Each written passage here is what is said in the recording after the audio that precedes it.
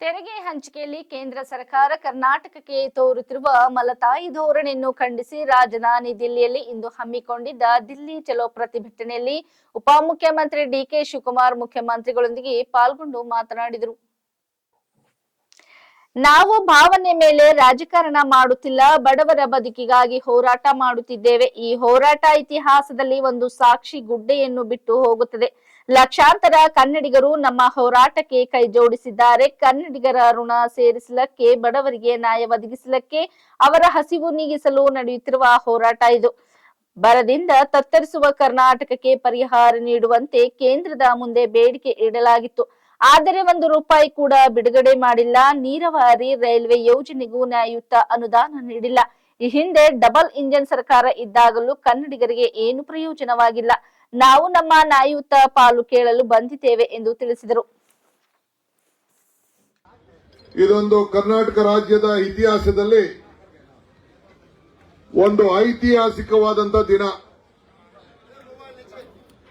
ನಾನು ಆಗಾಗ ಹೇಳ್ತಾ ಇದ್ದೇನೆ, ಮನುಷ್ಯ ಹುಟ್ಟದ ಮೇಲೆ ಯಾವ್ದಾದ್ರು ಒಂದು ಸಾಕ್ಷಿ ಗುಡ್ಡೆ ಬಿಟ್ಟು ಹೋಗ್ಬೇಕು ಅಂತೇಳಿ. ಈ ಹೋರಾಟ, ಈ ಧ್ವನಿ ಒಂದು ಕರ್ನಾಟಕ ರಾಜ್ಯದ ಇತಿಹಾಸದಲ್ಲಿ ಮುಂದಿನ ಪೀಳಿಗೆಗೆ ಒಂದು ಸಾಕ್ಷಿ ಗುಡ್ಡೆ ಬಿಟ್ಟು ಹೋಗ್ತಾ ಇದೆ ಅನ್ನೋದನ್ನ ಹೇಳಲಿಕ್ಕೆ ನನಗೆ ಬಹಳ ಸಂತೋಷ ಆಗ್ತಾ ಇದೆ. ಇವತ್ತು ಈ ಕರ್ನಾಟಕ ರಾಜ್ಯದ ಜನತೆ, ನಾನು, ನೀವು, ಮುಖ್ಯಮಂತ್ರಿಗಳು ಇಲ್ಲಿ ಬಂದು ಕೂತಿಲ್ಲ. ಇಡೀ ರಾಜ್ಯದ ಜನತೆ ಏನು ನಮಗೆ ಆಶೀರ್ವಾದ ಮಾಡಿ 136 ಸೀಟನ್ನು ಕೊಟ್ಟಿದ್ದಾರೆ. ಇಬ್ಬರು ಪಕ್ಷೇತರವಾಗಿ ನಮಗೆ ಪಕ್ಷಕ್ಕೆ ಬೆಂಬಲವನ್ನು ವ್ಯಕ್ತಪಡಿಸಿದ್ದಾರೆ. ಎಲ್ಲ ಸೇರಿ ರೈತ ಸಂಘದ ನಮ್ಮ ಅಸೋಸಿಯೇಟ್ ಮೆಂಬರು ಸೇರಿ, ಪುಡ್ಸಾಂಗೌಡರು ಸೇರಿ, ಲತಾ ಸೇರಿ 138 ಶಾಸಕರು ಕೂಡ ಇವತ್ತು ಇಲ್ಲಿ ಕೂತಿ ಆ ರಾಜ್ಯದ ಜನತೆ ಪರವಾಗಿ ಧ್ವನಿಯನ್ನು ಇವತ್ತು ಎತ್ತಕ್ಕೆ ನಾವು ಇಲ್ಲಿ ಕೂತಿದ್ದೇವೆ. ನಮ್ಮ ರಕ್ತ, ನಮ್ಮ ಬೆವರು, ನಮ್ಮ ತೆರಿಗೆ, ನಮ್ಮ ಹಕ್ಕು, ಜಸ್ಟಿಸ್ ಫಾರ್ ಕರ್ನಾಟಕ. ನಮ್ಮ ತೆರಿಗೆ, ನಮ್ಮ ಪಾಲನ್ನ ಕೇಳಲಿಕ್ಕೆ ಇವತ್ತು ನಾವು ಇಲ್ಲಿ ನಿಂತಿದ್ದೇವೆ. ಇವತ್ತು ನಾನು ಹೆಚ್ಚಿಗೆ ನಾನು ಮಾತಾಡ್ಲಿಕ್ಕೆ ಹೋಗುದಿಲ್ಲ. ಎಲ್ಲ ಅನೇಕ ನಾಯಕರುಗಳೆಲ್ಲ ಅವರವರ ವ್ಯಾಖ್ಯಾನವನ್ನ ಮಾಡೋರಿದ್ದಾರೆ. ನಾನು ಇವತ್ತು ಎಲ್ಲ ಕರ್ನಾಟಕ ರಾಜ್ಯದ ಪರವಾಗಿ ಸುಮಾರು ಸಾವಿರಾರು ಜನ ಕನ್ನಡಿಗರು, ಲಕ್ಷಾಂತರ ಜನ ಕನ್ನಡಿಗರು ಇವತ್ತು ಅವರ ಧ್ವನಿಯನ್ನ ನಮ್ಮ ಪರವಾಗಿ ಎತ್ತಿ ಏನು ನಮ್ಮ ಹೋರಾಟ ಇದೆ ಆ ಹೋರಾಟಕ್ಕೆ ಬೆಂಬಲವನ್ನು ಕೊಡ್ತಾ ಇದ್ದಾರೆ. ಆ ಹೋರಾಟಕ್ಕೆ ಪ್ರತಿನಿಧಿಯಾಗಿ ಬಂದಂತ ನೀವು ಶಾಸಕರೇನಿದ್ದೀರಿ, ಮಂತ್ರಿಗಳೇನಿದ್ದೀರಿ, ಎಂಪಿಗಳೇನಿದ್ದೀರಿ, ಕರ್ನಾಟಕ ಸರ್ಕಾರದ ಪರವಾಗಿ, ಮುಖ್ಯಮಂತ್ರಿಗಳ ಪರವಾಗಿ ನಿಮ್ಮೆಲ್ಲರೂ ಕೂಡ 1 ಕೋಟಿ ನಮಸ್ಕಾರಗಳನ್ನ ಕರ್ನಾಟಕ ಜನತೆ ಪರವಾಗಿ ಅರ್ಪಿಸಲಿಕ್ಕೆ ನಾನು ಬಯಸ್ತಾ ಇದ್ದೇನೆ. ಇದು ಇವತ್ತು ನಾವೇನು ಮಾತಾಡ್ತಾ ಇದ್ದೀವಿ, ನಾವೇನಿಲ್ಲಿ ಸೇರಿದ್ದೇವೆ, ನಮ್ಮ ಜನರ ಋಣವನ್ನು ತೀರಿಸಲಿಕ್ಕೆ, ಬಡವರಿಗೆ ನ್ಯಾಯವನ್ನು ಒದಗಿಸಿಕೊಡ್ಲಿಕ್ಕೆ. ಏನು ಬರಗಾಲದಲ್ಲಿ ಏನು ನಮ್ಮ ಜನ ಏನು ತತ್ತರಿಸ್ತಾ ಇದ್ದಾರೆ, ಅವರಿಗೆ ಹಸುವನ್ನ ತುಂಬಲಿಕ್ಕೆ, ಹೊಟ್ಟೆಯನ್ನು ತುಂಬಲಿಕ್ಕೆ ನಾವು ಭಾವನೆ ಮೇಲೆ ನಾವು ರಾಜಕಾರಣವನ್ನು ಮಾಡ್ತಾ ಇಲ್ಲ. ಬದುಕಿಗೋಸ್ಕರ ನಾವು ರಾಜಕಾರಣವನ್ನು ನಾವು ಮಾಡ್ತಾ ಇದ್ದೇವೆ. ಸಿದ್ಧಾಂತದ ಮೇಲೆ ನಾವು ರಾಜಕಾರಣವನ್ನು ಮಾಡ್ತಾ ಇದ್ದೇವೆ. ಇವತ್ತು ತಮ್ಗೆ ಹೇಳದಿಷ್ಟೇ, ಮಿಕ್ಕಿದ ಭಾಷಣ ಬೇರೆ ಸಂದರ್ಭದಲ್ಲಿ ನರ್ಪರ್ಲಿ ಬಿಟ್ಟು ಮಿಕ್ಕಿದ ಭಾಷಣ ನಾನು ಬೇರೆ ಸಂದರ್ಭದಲ್ಲಿ ನಾವೆಲ್ಲ ಮಾತಾಡ್ತೇವೆ. ಈಗ ನಾನು ಸ್ವಾಗತವನ್ನು ಮಾಡಿ ತಮ್ಮೆಲ್ಲರಿಗೂ ಕೂಡ ನಾನು ಈ ಸಂದರ್ಭದಲ್ಲಿ ಕೆಲವರಿಗೆಲ್ಲ ಯಾರು ಮಂತ್ರಿಗಳು, ಶಾಸಕರುಗಳು ತಮ್ಮ ವಿಚಾರವನ್ನ ಜನರ ಮುಂದೆ ಇಡಬೇಕು ಅಂತಿದ್ದಾರೆ, ಅದೆಲ್ಲ ಅವರ ಇಡ್ಲಿಕ್ಕೆ ಒಂದು ಅವಕಾಶವನ್ನ ಮಾಡಿಕೊಟ್ಟು ಕೊನೆಗೆ ಮುಖ್ಯಮಂತ್ರಿಗಳು ತಮ್ಮನ್ನ ಉದ್ದೇಶಿಸಿ ಈ ವಿಚಾರವನ್ನ ಬಹಳ ಚೆನ್ನಾಗಿ ತಮಗೆ ತಿಳಿಸ್ತಾರೆ. ಈ ಮಧ್ಯದಲ್ಲಿ ಬಹಳ ಟೀಕೆ ಟಿಪ್ಪಣಿಗಳಾಗ್ತಾ ಇದೆ. ಪ್ರಜಾಪ್ರಭುತ್ವದಲ್ಲಿ ಟೀಕೆ ಟಿಪ್ಪಣಿಯನ್ನು ನಾವು ಬಹಳ ಸಂತೋಷದಿಂದ ಸ್ವೀಕಾರ ಮಾಡ್ತೇವೆ. ಆ ಟೀಕೆ ಟಿಪ್ಪಣಿ ಮಾಡಂತ ನನ್ನ ಸ್ನೇಹಿತರು ಉತ್ತರ ಕೊಡಬೇಕಾದ್ದು ಹೇಳಬೇಕಾದ್ದು ಇಷ್ಟೇ. 26 ಜನ ಗೆದ್ದಿದ್ದೀರಿ, ಒಂದು ದಿನ ನೀವು ಹೋರಾಟ ಮಾಡಲಿಲ್ಲ. ಒಂದಿನ ಪ್ರೈಮ್ ಮಿನಿಸ್ಟರ್ಗೆ ಹೋಗಿ ಈ ರಾಜ್ಯದ ನ್ಯಾಯಕ್ಕೋಸ್ಕರ ಕೇಳಲಿಲ್ಲ. ಡಬಲ್ ಇಂಜಿನ್ ಸರ್ಕಾರ ಅಂತ ಹೇಳಿದ್ರಿ, ಡಬಲ್ ಇಂಜಿನ್ ಫೇಲ್ ಆಗೋಯ್ತು. ಒಂದಿನ ಕೂಡ ಏನು ಕೊಡಬೇಕು ಅಂತ ಹೇಳಿ ಪಾಲ್ ಸಿಗಬೇಕು ಕೇಳಲಿಲ್ಲ. ಮುಖ್ಯಮಂತ್ರಿಗಳು ಹಿಂದೆ ನಿಮ್ಮನ್ನ ಕರ್ಕೊಂಡೋದ ಕೂಡ ನೀವು ಬಾಯಿನ ತುಟ್ಟೆ ಪಿಟ್ಟಿಕ್ಕಂತ ಬಾಯಿ ಕೂಡ ಬಿಚ್ಚಲಿಲ್ಲ. ಇಂಥ ಸಂದರ್ಭದಲ್ಲಿ ನೀವು ಗಾಂಧಿ ಸ್ಟ್ಯಾಚ್ಯೂ ಮುಂದೆ ಕೂತ್ಕೊಂಡು ಹೋರಾಟ ಮಾಡಲಿಕ್ಕೆ ನಿಮ್ಗೆ ಯಾವ ತರದ ಹಕ್ಕು ಇಲ್ಲ. ಇವತ್ತು ನಾನು ಕೇಳೋದಿಷ್ಟೇ, ನಮ್ಮ ಎಲ್ಲ ಶಾಸಕರುಗಳು ನಮ್ಮ ತೆರಿಗೆ ಹಣ ಕೊಡಿ, ನಮ್ಮ ಜನರ ಬೆವರನ್ನ ಹಣವನ್ನ ನೀವು ಕೊಡಿ. Karnataka is the second biggest largest state which is giving highest revenue to this country. We are asking for our rights. We are asking for our share. Srimati Nirmala Sitaram was telling that central government doesn't have any powers. It all depends upon the Finance Commission. If we are, then why there should be a government? I agree. It is an autonomous body. But what mistake has been done? It has to be, what discrimination has been done? ಅನಿವಾರ್ಯವಾಗಿ ನಾವು ಇವತ್ತು ಈ ಪ್ರತಿಭಟನೆಯನ್ನ ಹಮ್ಮಿಕೊಂಡು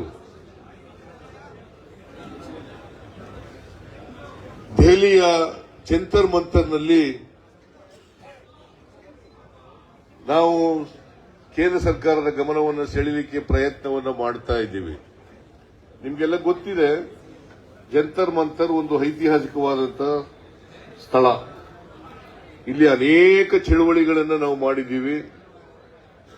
ಬೇರೆ ದೇಶದ ಜನರು ಕೂಡ ಚಳುವಳಿಗಳನ್ನು ಮಾಡಿದ್ದಾರೆ. ಅನೇಕ ಚಳುವಳಿಗಳಿಗೆ ಸಾಕ್ಷಿಯಾಗಿರ್ತಕ್ಕಂಥ ಪ್ರದೇಶ ಜಂತರ್ ಮಂತರ್.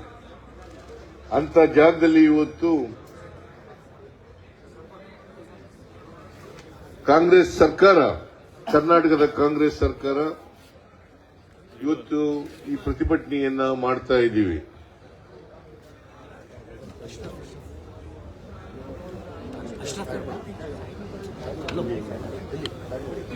ನಮಗೆ ಆಗಿರ್ತಕ್ಕಂಥ ಅನ್ಯಾಯದ ವಿರುದ್ಧ ಧ್ವನಿ ಎತ್ತಕ್ಕಂಥದ್ದು ನಮ್ಮ ಕರ್ತವ್ಯ, ಜವಾಬ್ದಾರಿ ಅಂತಕ್ಕಂಥದ್ದನ್ನ ತಿಳ್ಕೋಬೇಕಾಗ್ತದೆ. ಈ ದೇಶದಲ್ಲಿ ಕೇಂದ್ರ ಸರ್ಕಾರ ಮತ್ತು ರಾಜ್ಯ ಸರ್ಕಾರಗಳು ತಮ್ಮ ಖರ್ಚುಗಳನ್ನು ಭರಿಸಲಿಕ್ಕೆ, ತಮ್ಮ ಜವಾಬ್ದಾರಿಯನ್ನು ನಿರ್ವಹಿಸಲಿಕ್ಕೆ ನಮ್ಮ ದೇಶದ ಸಂವಿಧಾನ 7ನೇ ಶೆಡ್ಯೂಲ್ನಲ್ಲಿ ಫೈನಾನ್ಸ್ ಕಮಿಷನ್ ಅನ್ನ, ಹಣಕಾಸಿನ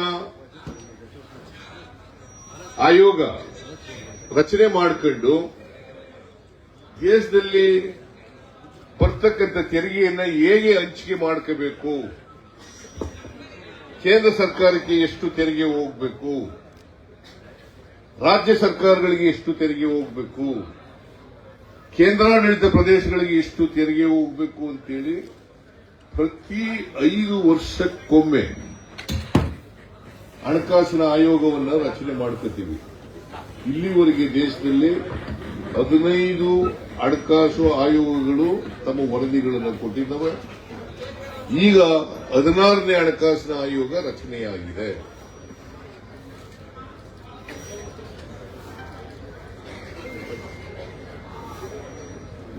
ಈ 15 ಹಣಕಾಸಿನ ಆಯೋಗಗಳು ಕೊಟ್ಟಿರ್ತಕ್ಕಂಥ ವರದಿ ಮೇಲೆ ತೆರಿಗೆಯನ್ನ ರಾಜ್ಯ ಸರ್ಕಾರಗಳಿಗೆ, ಕೇಂದ್ರ ಸರ್ಕಾರಕ್ಕೆ, ಕೇಂದ್ರಾಡಳಿತ ಪ್ರದೇಶಗಳಿಗೆ ಹಂಚಿಕೆ ಮಾಡ್ಕೊತೀವಿ.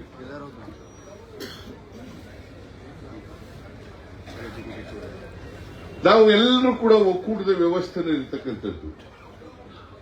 ನಾವ್ಯಾರೂ ಕೂಡ ಒಕ್ಕೂಟದ ವ್ಯವಸ್ಥೆಗೆ ವಿರುದ್ಧ ಅಲ್ಲ, ಅದನ್ನು ಬಲಪಡಿಸಲಿಕ್ಕೋಸ್ಕರವಾಗಿ ಇಂಥ ಚಳುವಳಿಗಳು ತೆರಿಗೆ ಕಾನೂನಾತ್ಮಕವಾಗಿ ಸಂವಿಧಾನಾತ್ಮಕವಾಗಿ ರಾಜ್ಯಗಳಿಗೆ ಮತ್ತು ಕೇಂದ್ರಕ್ಕೆ ಹಂಚಿಕೆ ಆಗಬೇಕಾಗಿರ್ತಕ್ಕಂಥದ್ದು ಸಂವಿಧಾನ ಹೇಳಿರ್ತಕ್ಕಂಥದ್ದು 7ನೇ ಶೆಡ್ಯೂಲ್ನಲ್ಲಿ ಇದನ್ನು ಪ್ರಸ್ತಾಪ ಮಾಡಿದ್ದಾರೆ.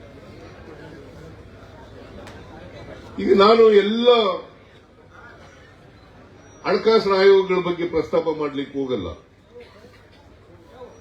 14ನೇ ಹಣಕಾಸಿನ ಆಯೋಗ 2015-16ರಿಂದ 2019-20 ಇತ್ತು. 5 ವರ್ಷಗಳ ಕಾಲ ಈ ವರದಿಯನ್ನ ಕೊಟ್ಟಿದ್ದಾರೆ. 2015-16ರಿಂದ 2019-20 ಅವರು ವರದಿಯನ್ನ ಕೊಟ್ಟಿದ್ದಾರೆ. ಆ ವರದಿ ಪ್ರಕಾರ 42% ರಾಜ್ಯಗಳಿಗೆ, ಇನ್ನು 58% ಕೇಂದ್ರಕ್ಕೆ ಅಂತ ವರದಿ ಕೊಟ್ಟಿದ್ದಾರೆ. ಆಮೇಲೆ 4.71% to Karnataka, 4.471% of the total taxes under the devolution of taxes. 4.71% has to come to Karnataka.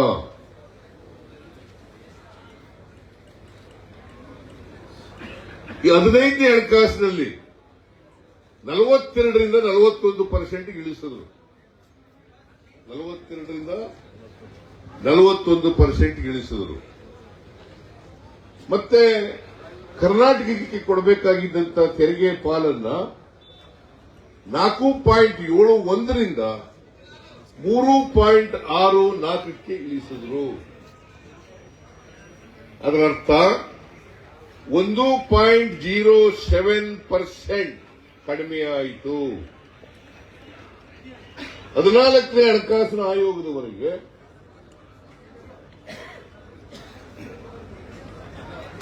ಸಾವಿರದ 1971ನೇ ಜನಗಣತಿಯ ಆಧಾರದ ಮೇಲೆ ತೆರಿಗೆ ಹಂಚಿಕೆಯನ್ನ ಮಾಡ್ತಾ ಇದ್ರು. ಯಾಕಂತಂದ್ರೆ 1971ರಲ್ಲಿ ಜನ ನಿಯಂತ್ರಣ ಶುರುವಾಯಿತು. ಆದರೆ 15ನೇ ಹಣಕಾಸಿನಲ್ಲಿ 1971ನೇ ಜನಗಣತಿಯನ್ನು ಬಿಟ್ಟು 2011ನೇ ಜನಗಣತಿಯನ್ನ ಲೆಕ್ಕಕ್ಕೆ ತಗೊಂಡ್ರು. 7ನೇ ಶೆಡ್ಯೂಲ್ನಲ್ಲಿ ಏನ್ ಹೇಳ್ತಾರೆ ಅಂತಂದ್ರೆ ಜನಸಂಖ್ಯೆ, ವಿಸ್ತೀರ್ಣ, ಕಾಡಿರ್ತಕ್ಕಂಥದ್ದು, ತಲೆ ಆದಾಯ, ಸಮುದಾಯಗಳ ಅಭಿವೃದ್ಧಿ, ಇವುಗಳನ್ನು ಮಾನದಂಡಗಳನ್ನಾಗಿ ಇಟ್ಕೊಂಡಿದ್ದಾರೆ. ತೆರಿಗೆ ಹಂಚಿಕೆ ಮಾಡಲಿಕ್ಕೆ ಈ ಮಾನದಂಡಗಳನ್ನು ಇಟ್ಕೊಂಡಿದ್ದಾರೆ. ಉತ್ತರ ಭಾರತದ ಅನೇಕ ರಾಜ್ಯಗಳು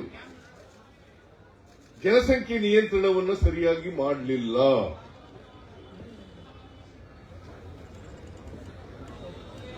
ದಕ್ಷಿಣ ಭಾರತದ ರಾಜ್ಯಗಳು ಜನಸಂಖ್ಯೆ ನಿಯಂತ್ರಣವನ್ನು ಮಾಡದು.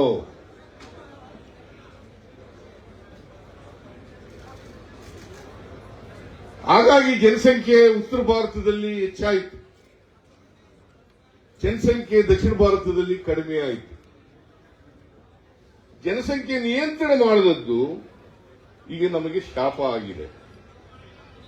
ನಾನು ಯಾರು ಕೂಡ ಬಡ ರಾಜ್ಯಗಳಿಗೆ ಹೆಚ್ಚು ತೆರಿಗೆ ಕೊಡಬೇಡಿ ಅಂತ ಹೇಳಕ್ ಹೋಗಲ್ಲ. ಯಾವುದು ಅಭಿವೃದ್ಧಿ ಆಗಿಲ್ಲ ರಾಜ್ಯಗಳಿಗೆ ಸ್ವಲ್ಪ ಹೆಚ್ಚು ತೆರಿಗೆ ಕೊಡ್ತಕ್ಕಂಥದ್ರ ಬಗ್ಗೆ ನಮ್ದೇನು ತಕರಾರು ಇಲ್ಲ, ಅದನ್ನ ವಿರೋಧ ಮಾಡಲ್ಲ. ಆದರೆ ಕೋಳಿ ಚಿನ್ನದ ಮೊಟ್ಟೆ ಇಡ್ತದೆ ಅಂತೇಳಿ ಕೋಳಿನೇ ಕುಯ್ದಾಕಬಾರದು ಅನ್ನೋದು ನಮ್ಮ ವಾದ. ಹಾಲು ಕರೀತದೆ ಅಂತ ಹೆಸರು, ಹಾಲು ಹೆಚ್ಚು ಕರೀತದೆ ಅಂತೇಳಿ ಹಸು ಕೆಚ್ಚಲೇ ಕುಯ್ಬೇಡಿ ಅಂತಕ್ಕಂಥದ್ದು ನಮ್ಮ ವಾದ.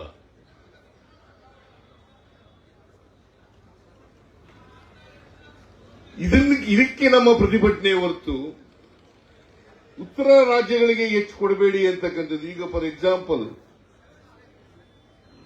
ಉತ್ತರ ಪ್ರದೇಶಕ್ಕೆ ತೆರಿಗೆ ಪಾಲು ಸುಮಾರು 2,80,000 ಕೋಟಿ ಸಿಗುತ್ತೆ. ನಮ್ಗೆ ಈ ವರ್ಷ ಎಷ್ಟು ಸಿಗ್ತದೆ ಗೊತ್ತಾ? ತೆರಿಗೆ ಪಾಲು 50,257 ಕೋಟಿ ರೂಪಾಯಿಗಳು. ಎಷ್ಟು? ಯುಪಿ ಉತ್ತರ ಪ್ರದೇಶಕ್ಕೆ 2,80,000 ಕೋಟಿ ಸಿಕ್ಕಿದ್ರೆ ಕರ್ನಾಟಕ ರಾಜ್ಯಕ್ಕೆ 50,250 ಕೋಟಿ. ಆದರೆ ಕರ್ನಾಟಕ ಇಡೀ ದೇಶದಲ್ಲಿ ತೆರಿಗೆ ಹೆಚ್ಚು ಮಾಡತಕ್ಕಂಥ ರಾಜ್ಯಗಳಲ್ಲಿ 2ನೇ ರಾಜ್ಯ. ಜಿಎಸ್ಟಿ ಕಲೆಕ್ಷನ್ ಇರಬಹುದು, ಇನ್ಕಮ್ ಟ್ಯಾಕ್ಸ್ ಇರಬಹುದು, ಕಾರ್ಪೊರೇಟ್ ಟ್ಯಾಕ್ಸ್ ಇರಬಹುದು, ಕಸ್ಟಮ್ಸ್ ಡ್ಯೂಟಿ ಇರಬಹುದು, ಸೆಸ್ ಸರ್ಚಾರ್ಜ್ ಇರಬಹುದು. ಇವೆಲ್ಲವುಗಳಲ್ಲಿಯೂ ಕೂಡ we are number 2. Karnataka is number 2 as for the tax collection is concern. Maharashtra number 1. Maharashtra state is number 1. Karnataka number 2. ಮತ್ತೆ ನಮಗೆ ಯಾಕಂದ್ರೆ is it not an injustice caused to Karnataka? Yes, sir. See, as a matter of fact, this year, Karnataka state is contributing more than 4,30,000 taxes to state Union. to Union of India. ಎಷ್ಟು? 4 lakh crores. 4,30,000 crores. 4,30,000 crores. ಕರ್ನಾಟಕದಿಂದ ಕೇಂದ್ರ ಸರ್ಕಾರಕ್ಕೆ ತೆರಿಗೆ ನಾವು ಸಲ್ಲಿಸ್ತಕ್ಕಂಥದ್ದು. ಅಂದ್ರೆ ₹1 ಅಲ್ಲ ₹100 ತೆರಿಗೆ collect ಮಾಡಿದ್ರೆ ನಮಗೆ ಬರ್ತಕ್ಕಂಥದ್ದು 12 ರಿಂದ 13 ರೂಪಾಯಿ. ಇದು follow ಗೊತ್ತಾಯ್ತೇನ್ರಿ?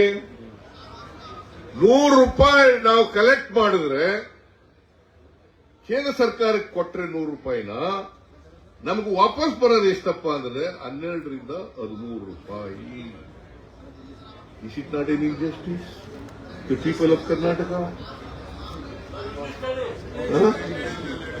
Is it not an injustice? Yes, sir. Cost to Karnataka? That is why we are irritated.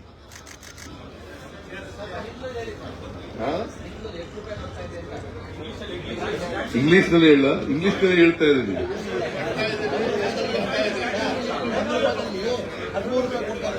₹100 ತೆರಿಗೆ ಕಲೆಕ್ಟ್ ಮಾಡಿ ಕೇಂದ್ರಕ್ಕೆ ನಾವು ಕೊಟ್ರೆ ನಮಗೆ ವಾಪಸ್ ಬರ್ತಕ್ಕಂಥದ್ದು 12 ರಿಂದ 13 ರೂಪಾಯಿ.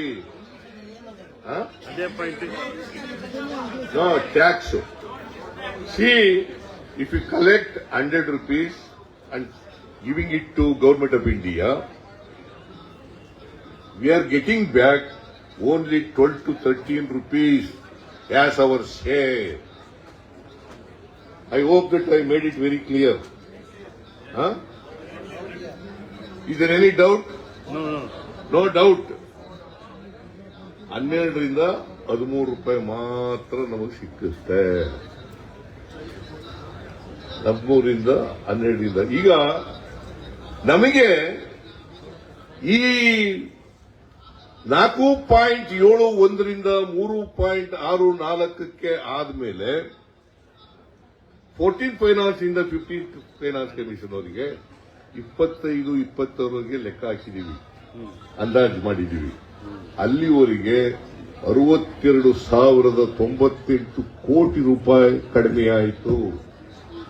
ಎಷ್ಟು? 62,098 ಕೋಟಿ. ಐ ರಿಪೀಟ್, 62,098 ಕೋಟಿ. I repeat in English, 62,098 98 crores we lost. Karnataka has lost in devolution of taxes till 25-26 because of the 14th Finance Commission to 15th Finance Commission. In devolution, we lost about 62,098 crores. This is not in English, it is cost to Karnataka. That is why we are hesitating. That is why we are hesitating. See, ನಿಮಗೆ ಒಂದು ನಿಮ್ಮ ಗಮನಕ್ಕೆ ತರಬೇಕು ಅಂತಂದ್ರೆ, ಯಾಕಂತಂದ್ರೆ BJP ಅವರು ಹೇಳ್ತಾರೆ ನಾವು ತೆರಿಗೆ ಜಾಸ್ತಿ ಕೊಟ್ಟಿದ್ದೀವಿ ಹಿಂದಿನಕ್ಕಿಂತ 14ನೇ ಫೈನಾನ್ಸ್ 15ನೇ ಫೈನಾನ್ಸ್ ನಲ್ಲಿ ಜಾಸ್ತಿ ಕೊಟ್ಬಿಟ್ಟಿದ್ದೀವಿ, 14ನೇ ಫೈನಾನ್ಸ್ ನಲ್ಲಿ ಜಾಸ್ತಿ ಕೊಟ್ಬಿಟ್ಟಿದ್ದೀವಿ ಅಂತೇಳಿ ದೇ ಆರ್ ಕ್ಲೈಮಿಂಗ್. ಆದ್ರೆ ಅವತ್ತು ಗಾತ್ರ ಎಷ್ಟಿತ್ತು, ಬಜೆಟ್ ಗಾತ್ರ ಎಷ್ಟಿತ್ತು, ಇವತ್ತೆಷ್ಟಿದೆ ಅನ್ನೋದು ಹೇಳಲ್ಲ. ನಿಮಗೆ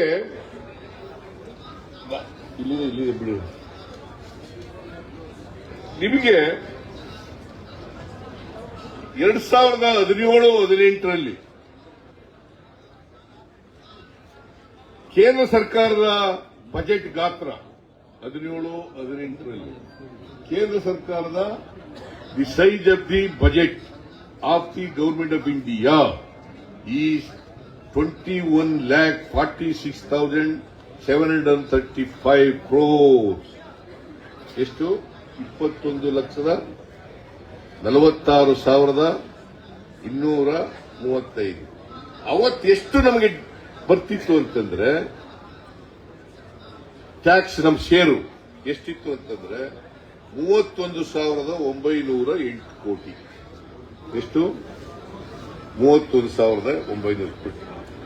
ಸೆಂಟ್ರಲಿ ಸ್ಪಾನ್ಸರ್ಡ್ ಸ್ಕೀಮ್ಸ್ ಅಂತ ಇರ್ತವೆ, ಅದರಲ್ಲಿ ನಮ್ಮ ಷೇರು ಇರ್ತದೆ, ಕೇಂದ್ರ ಸರ್ಕಾರದ ಷೇರು ಇರ್ತದೆ.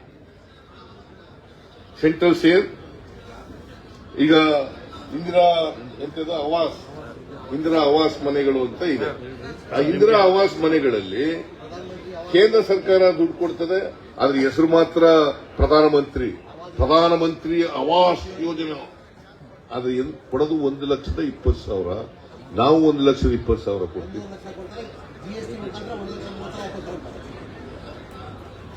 ಕೊಡ್ತೀವಿ, ಆದ್ರೆ ಹೆಸರು ಮಾತ್ರ ಪ್ರಧಾನಮಂತ್ರಿಗಳಿಗೆ. ಈ ತರ ಸೆಂಟ್ರಲಿ ಸ್ಪಾನ್ಸರ್ಡ್ ಸ್ಕೀಮ್ಗಳಲ್ಲಿ ಅದು it is on share basis. Government share ಇರ್ತದೆ, ಗವರ್ಮೆಂಟ್ ಆಫ್ ಕರ್ನಾಟಕ ಶೇರ್ ಇರ್ತದೆ, ಗವರ್ಮೆಂಟ್ ಆಫ್ ಇಂಡಿಯಾ ಶೇರ್ ಇರ್ತದೆ. ಅದ್ರ ಮೂಲಕ ನಮಗೆ ಬರ್ತಕ್ಕಂಥ ಹಣ 16,082 ಕೋಟಿ. 17-18ರಲ್ಲಿ ನಾವು ಪಡ್ಕೊಂಡಂತ ಒಟ್ಟು ನಮ್ಮ ಕರ್ನಾಟಕ ಬಂದಂತ ದುಡ್ಡು 47,990 ಕೋಟಿ. ಯಾವ ವರ್ಷ ಇದು? 17-18ರಲ್ಲಿ. 18-19ರಲ್ಲಿ ಡೆವಲ್ಯೂಷನ್ ಮೂಲಕ 36,215 ಕೋಟಿ, ಗ್ರಾಂಟ್ಸ್ ಮೂಲಕ 14,942 ಕೋಟಿ, ಒಟ್ಟು 51,157 ಕೋಟಿ. 19-20ರಲ್ಲಿ 39,806 ಕೋಟಿ ಡೆವಲ್ಯೂಷನ್, ಗ್ರಾಂಟ್ಸ್ 15,008 ಕೋಟಿ, ಒಟ್ಟು 54,814 ಕೋಟಿ ಬಂದಿತ್ತು. ಯಾವಾಗ ಇದು? 19-20ರಲ್ಲಿ ಬಜೆಟ್ ಗಾತ್ರ 27,86,349 ಕೋಟಿ. ಸೊ ನಾನು ಯಾಕೆ ಹೇಳ್ತಾ ಇದ್ದೀನಿ ಅಂತಂದ್ರೆ, ಅವತ್ತು ಬಜೆಟ್ ಗಾತ್ರ ಕಡಿಮೆ ಇತ್ತು. ಕಡಿಮೆ ಇದ್ರೂ ಕೂಡ 18-19ರಲ್ಲಿ 51,000 ಕೋಟಿ ಬಂದಿದೆ ನಮಗೆ. ಎಷ್ಟು ಬಂದಿದೆ? 51,000 ಕೋಟಿ. ಬಜೆಟ್ ಗಾತ್ರ ಎಷ್ಟಿತ್ತು ಅಂದ್ರೆ 24,042,000 ಕೋಟಿ. 23-24ರಲ್ಲಿ ಎಷ್ಟು ಬಜೆಟ್ ಗಾತ್ರ? 45 ಲಕ್ಷ ಕೋಟಿ. 45 ಲಕ್ಷ ಕೋಟಿ. 18-19ರಲ್ಲಿ ಇದಕ್ಕಿಂತ ಹೆಚ್ಚು ಕಡಿಮೆ ಡಬಲ್ ಆಯಿತು. ನಮಗೆ ಟ್ಯಾಕ್ಸ್ ಡಬಲ್ ಬರಬೇಕಲ್ಲ. ಡಾಕ್ಟರ್ ಮದುವೆ ಆದ್ಮೇಲೆ ಪ್ರಪೋರ್ಷನೇಟ್ ಆಗಿ ನಮಗೆ ಜಾಸ್ತಿ ಬರಬೇಕಲ್ಲ. ಬಂದಿಲ್ಲ. 23-24ರಲ್ಲಿ ನಾವು ಬಂದದ್ದು 50,257 ಕೋಟಿ, 18-19 ಕಡಿಮೆ. Is it not an injustice to Karnataka? Is it not an injustice to people of Karnataka? Huh? Should you not protest? Should you not agitate? So this is the position. So GST ಬಂತು. ನಾವು ಹೇಳಿದ್ರು GST ಇಂದ ಅವೈಜ್ಞಾನಿಕ ಆಗಿದೆ, ಇದು ಬೇಡ, ಈಗ ಮಾಡಬೇಡಿ, ವೈಜ್ಞಾನಿಕವಾಗಿ ಮಾಡಿ. GST ನಾವು ವಿರೋಧ ಮಾಡಲ್ಲ, ಆದ್ರೆ GST ಮಾಡುವಾಗ ಏನ್ ಹೇಳಿದ್ರು ಕೇಂದ್ರ ಸರ್ಕಾರದವರು, ನಿಮ್ಗೆ ಎಷ್ಟು ನಷ್ಟ ಆಯ್ತದ ಅವೆಲ್ಲ ಬರ್ಸ್ಕೊಡ್ತೀವಿ ಅಂತ ಹೇಳಿದ್ರು. GST ಕೌನ್ಸಿಲ್ ಅಲ್ಲಿ ನಿಮ್ಗೆ ಎಷ್ಟು ನಷ್ಟ ಆಯ್ತದೆ ಅಷ್ಟೆಲ್ಲ ಬರ್ಸ್ಕೊಡ್ತೀವಿ. ನಮ್ಮ ಕೃಷ್ಣ ಬೈರೇಗೌಡ ಹೋಗ್ತಾರೆ GST ಕೌನ್ಸಿಲ್, ಅಲ್ಲೆಲ್ಲ ಬರ್ಸ್ಕೊಡ್ತಿರ್ತೀವಿ ಅಂತ ಹೇಳಿ. ನಮಗೆ ಅವತ್ತು 15% ಟ್ಯಾಕ್ಸ್ ಗ್ರೋತ್ ಇತ್ತು. Tax growth 15%. ಅದು ನ್ಯಾಷನಲ್ ಅವರೇಜ್ 14%ಗೆ ಅಂತ ಹೇಳಿದ್ರು. 14% ಕೊಡ್ತೀವಿ ನಿಮ್ಗೆ ಹೇಳಿದ್ರು, ನಾವು ಒಪ್ಕೊಂಡು. 14% ಕೊಡ್ತೀವಿ ಅಂತಂದ್ರೆ ಒಪ್ಕೊಂಡು 5 ವರ್ಷ ಕೊಟ್ಟರು. 2022 ಜೂನ್ಗೆ ನಿಲ್ಲಿಸ್ಬಿಟ್ರು. ಜೂನ್ 2022ನೇ ಇಸ್ವಿಗೆ ಕಾಂಪನ್ಸೇಷನ್ ಕೊಡೋದು ನಿಲ್ಲಿಸ್ಬಿಟ್ರು. ಈಗ 22-23 23-24 ಎರಡೇ ವರ್ಷದಲ್ಲಿ ಆ ಕಾಂಪನ್ಸೇಷನ್ ಕೊಡ್ತಿದ್ರಲ್ಲ, ತೆರಿಗೆ ನಮಗೆ ನಷ್ಟ ಆಯ್ತಲ್ಲ, ಅದರಿಂದ ಮೋರ್ ದೆನ್ 59,000 ಕ್ರೋರ್ಸ್ ನಷ್ಟ ಆಯ್ತು. ಎಷ್ಟು ನಷ್ಟ ಆಯ್ತು? 59,000 ಕೋಟಿಗೂ ಹೆಚ್ಚು ಜಾಸ್ತಿ.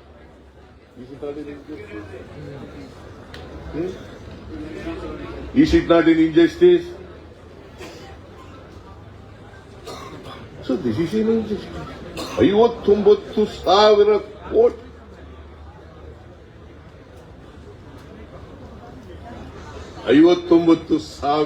ಕೋಟಿ ಕಡಿಮೆ ಆಯ್ತು. ಸೊ ಹೀಗಾಗಿ ಪರಿಹಾರ ಕೊಡ್ತಾ ಇಲ್ಲ ನಮಗೆ. ಕೇಂದ್ರ ಸರ್ಕಾರದಿಂದ ಪರಿಹಾರ ಕೊಡ್ತಾ ಇಲ್ಲ, ನಿಲ್ಲಿಸ್ಬಿಟ್ರು. 15% ಇದ್ದದ್ದು ಈಗ ಟ್ಯಾಕ್ಸ್ ಗ್ರೋತ್ ನಮಗೆ GST ಆದ್ಮೇಲೆ 9% ಬಂದ್ಬಿಟ್ಟಿದೆ. ಟ್ಯಾಕ್ಸ್ ಗ್ರೋತ್ 9%, GST ಆದ್ಮೇಲೆ 9 ಗೊತ್ತಾಗಿದೆ. ನಮಗೆ GST ನಷ್ಟ ಆಗಿದೆಯೇ ಹೊರತು ಅವರೇನು ರಾಜ್ಯಗಳಿಗೆ ತೆರಿಗೆ ಜಾಸ್ತಿ ಬರ್ತದೆ ಅಂತ ಹೇಳಿದ್ರು, ಅದು ಸುಳ್ಳಾಯಿತು. ರಾಜ್ಯಗಳಿಗೆ ಜಾಸ್ತಿ ಬರ್ತದೆ ಅಂತ ಹೇಳಿದ್ರಲ್ಲ ಕೇಂದ್ರ ಸರ್ಕಾರ, ಅದು ಸುಳ್ಳಾಯಿತು. ನಮಗೆ ನಷ್ಟ ಆಯಿತು.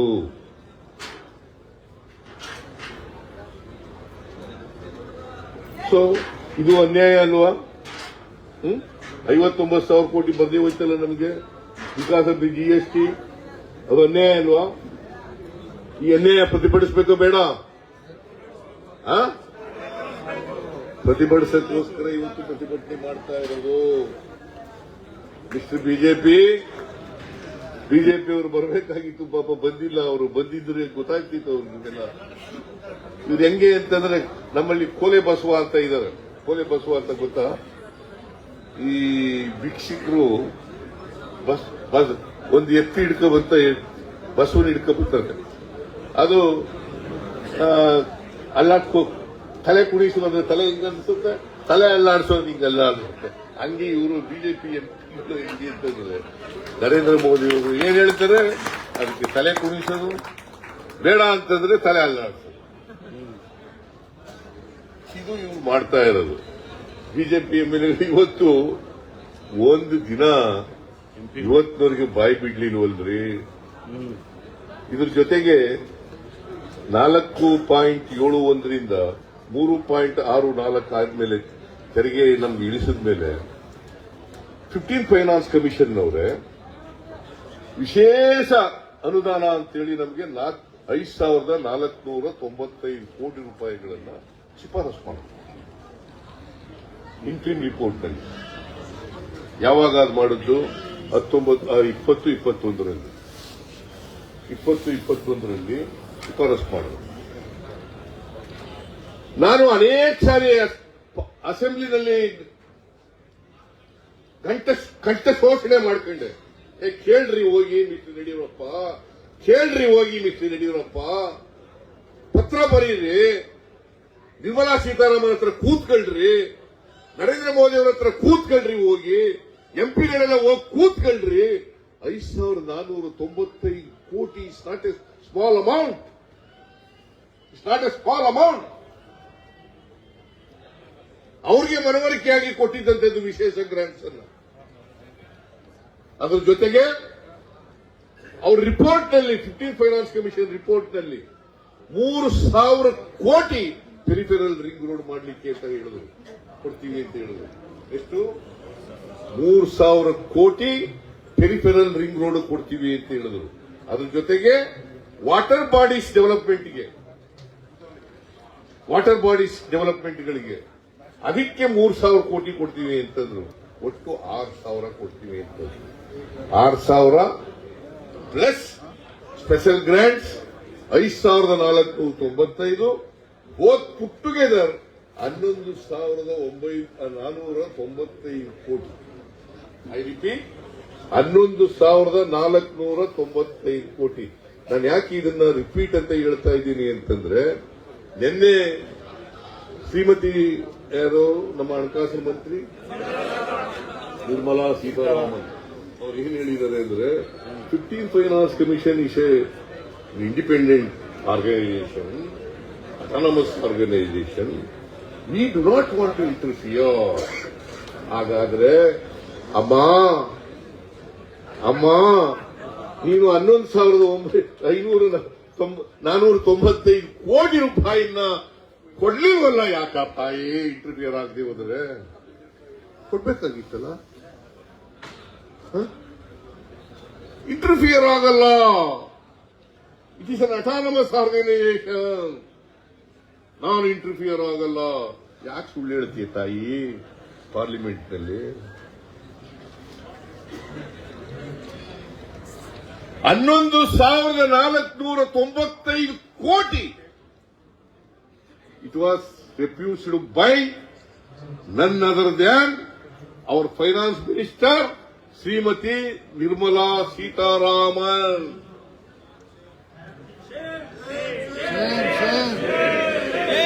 ಈ ಪಾರ್ಲಿಮೆಂಟ್ ನಲ್ಲಿ ಹೇಳೋದು, I do not want to interfere since it is an autonomous body. I do not want to interfere with the report of the Finance Commission since it is an autonomous body. क्यों झूठ बोलता है madam?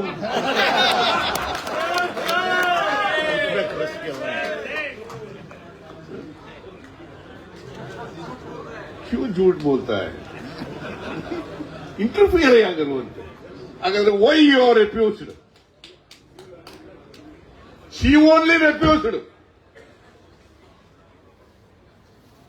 11,495 ಕೋಟಿ.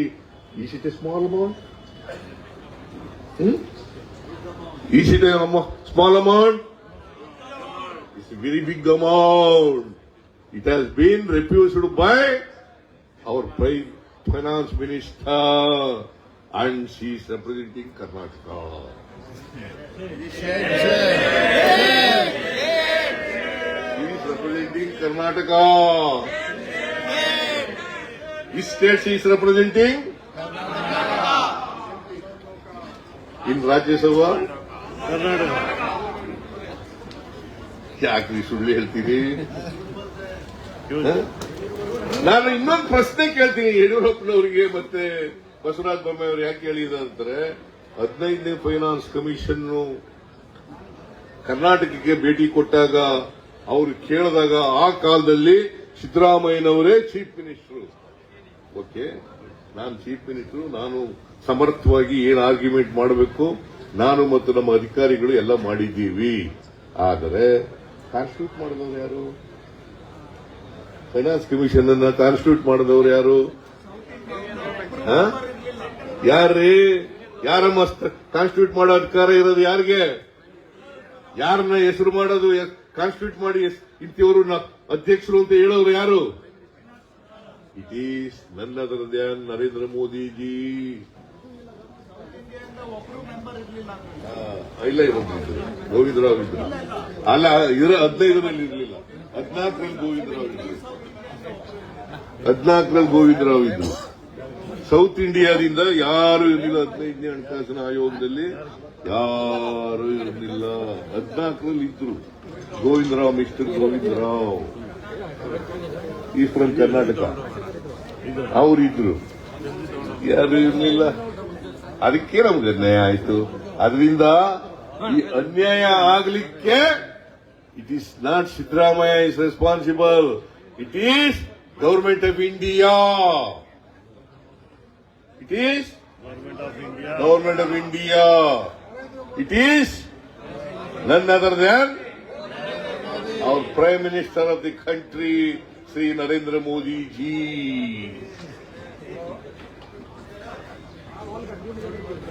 ಅಲ್ವಾ? ಸತ್ಯ ಗೊತ್ತಾಗಬೇಕಲ್ಲ.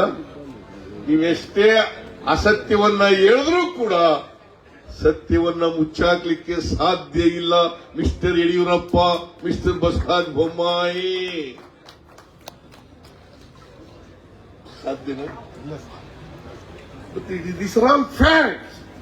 And ನಾನು ಎಲ್ಲ quote ಮಾಡ್ತಾ ಇರ್ತಕ್ಕಂಥ facts, figures, it is from their documents only. ಅವ್ರ ಬಜೆಟ್ ಮಂಡಿಸಿದಾರಲ್ಲ, ಆ ಬಜೆಟ್ ಡಾಕ್ಯುಮೆಂಟ್ಗಳ ಮೂಲಕನೇ ನಾನು ಹೇಳ್ತಾ ಇರೋದು. Nobody can dispute it, nobody can deny it. ಇವರು ರಾಜಕೀಯಕ್ಕೋಸ್ಕರ ಸುಳ್ಳು ಹೇಳ್ತಾ ಇದ್ದೀರಾ, ಜನರ ತಪ್ಪುದಾರಿಗೆ ಎಳಿತಾ ಇದ್ದೀರಾ. ಬಿಜೆಪಿಯವರೇ, ನೀವು ಕರ್ನಾಟಕದ ಜನರಿಗೆ ದ್ರೋಹ ಮಾಡ್ತಾ ಇದ್ದೀರಿ ಅಂತಕ್ಕಂಥ ಮಾತುಗಳನ್ನು ಹೇಳಬೇಕಾಗ್ತದೆ.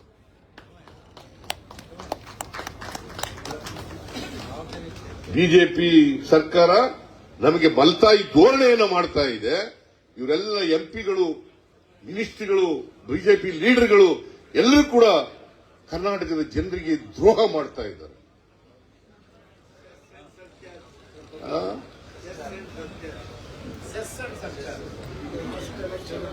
This is in all truth.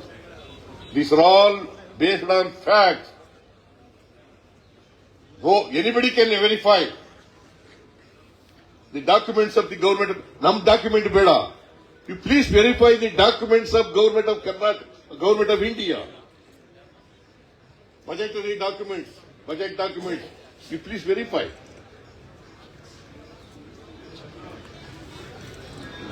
ಅದರಿಂದ ಇಷ್ಟೆಲ್ಲ ಅನ್ಯಾಯ ಆಯ್ತಲ್ಲ, ನಮಗೆ ಇಷ್ಟ ಅನ್ಯಾಯ ಆಯ್ತಾ? ಒಟ್ಟು ಅನ್ಯಾಯ ಆಗಿರೋದು ನಮಗೆ 1,87,787 ಕೋಟಿ. ಎಷ್ಟು? ಕಳೆದ 8-9 ವರ್ಷಗಳಲ್ಲಿ ನಮಗೆ ಕರ್ನಾಟಕ ರಾಜ್ಯಕ್ಕೆ ಅನ್ಯಾಯ ಆಗಿರತಕ್ಕಂಥ ಒಟ್ಟು ಹಣ ಎಷ್ಟು? 1,87,000 ಕೋಟಿ. ಚಿಲ್ಲರೆ ಬಿಟ್ಬಿಡ್ತೀನಿ ನಾನು, ಅದು ಹೇಳ್ತೀನಿ. 1,87,000 ಕೋಟಿ. ಗೊತ್ತಾಯ್ತಾ ಭವ್ಯ? ಯಾಕೆ ನೀನು ಹೋಗಿದ್ದೆ ಟಿವಿ ಚಾನೆಲ್ಗೆ ನೋಡಿದೆ. 1,87,000,000. ನಾಗರಾಜ ಯಾದವ ಎಲ್ಲಿ ಎದ್ದುಂಟಾಗವನೇವ? 1,87,000 ಕೋಟಿ ಒಟ್ಟು ನಷ್ಟ ಆಗಿರ್ತಕ್ಕಂಥದ್ದು. ಎಷ್ಟು? 1,80,000 crores, 87,000 crores.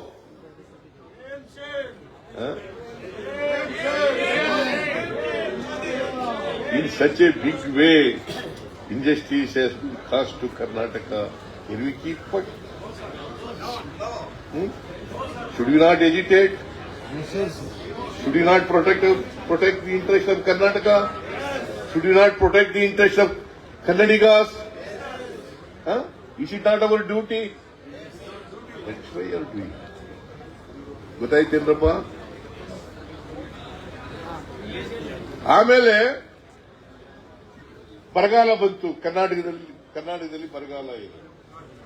236 ತಾಲೂಕುಗಳಲ್ಲಿ 223 ತಾಲೂಕುಗಳನ್ನ ಬರಗಾಲ ಅಂತ ಘೋಷಣೆ ಮಾಡಿದ್ದಾರೆ. 220. ಅದರಲ್ಲಿ ಸಿವಿಯರ್ ಡ್ರಾಟ್ ಇರ್ತಕ್ಕಂಥದ್ದು 196 ತಾಲೂಕು. 236 ತಾಲೂಕುಗಳಲ್ಲಿ ಸಿವಿಯರ್ ಡ್ರಾಟ್ ಇರ್ತಕ್ಕಂಥದ್ದು 196 ತಾಲೂಕು.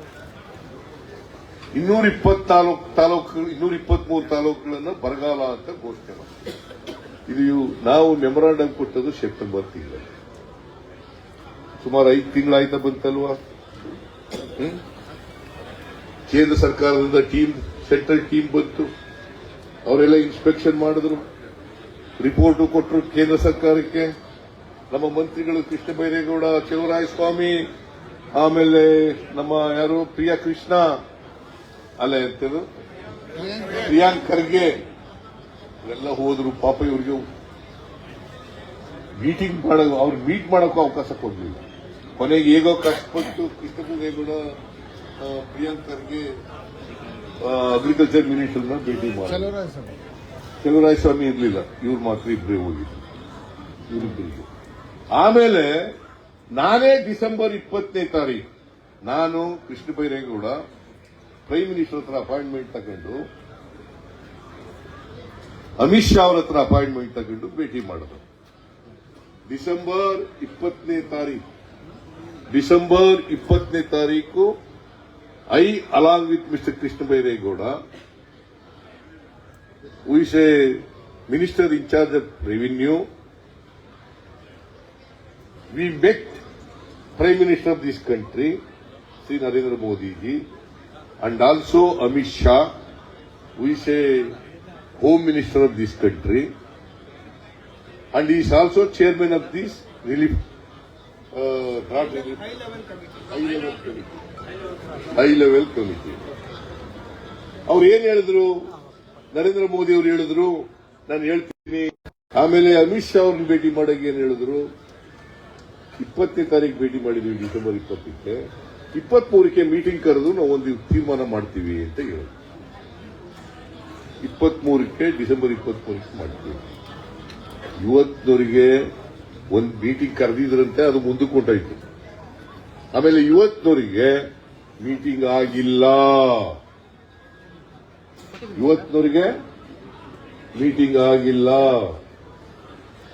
ಮೀಟಿಂಗ್ ಆಗದೇ ಇರೋದ್ರಿಂದ ನಮಗೆ NDRF ನಿಂದ ₹1 ಬಂದಿಲ್ಲ. Is it not an injustice?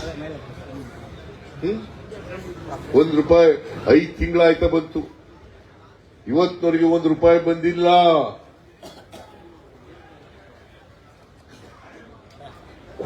ಕೊಡ್ರಿ ನಾವು ಮಾತೆತ್ತಿದ್ರೆ ಸಿದ್ದರಾಮಯ್ಯನವರ ಸರ್ಕಾರ ರೈತರಿಗೆ ಏನು ಪರಿಹಾರ ಕೊಡಲಿಲ್ಲ.